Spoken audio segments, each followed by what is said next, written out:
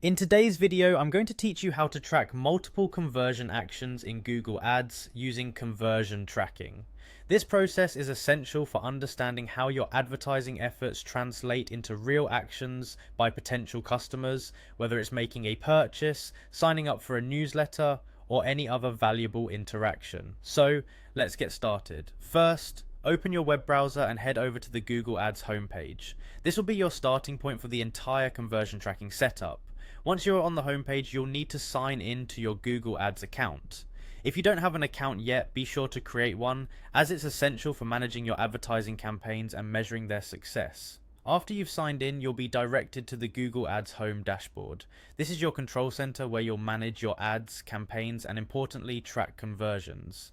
Now, to begin setting up conversion tracking, look for the goals section. It's here that you'll define what actions you want to track. These can range from completed purchases to form submissions. Click on the Goals tab, which will take you to the overview of all existing goals. In this section, you'll want to select Summary.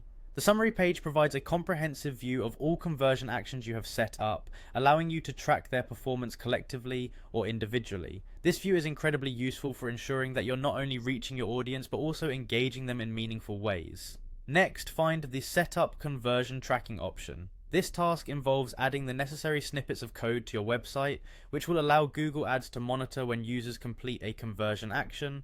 It's similar to placing a digital sensor that detects user activities. Here, Google provides detailed instructions tailored to different platforms and websites, making it straightforward to implement even if you're not particularly tech savvy. Remember, setting up conversion tracking can offer you valuable insights into which parts of your advertising are working well and which might need adjustment. Beyond individual conversions, tracking multiple types of actions gives you a holistic view of user interaction with your ads. Finally, make sure to regularly review your conversion actions to optimize them.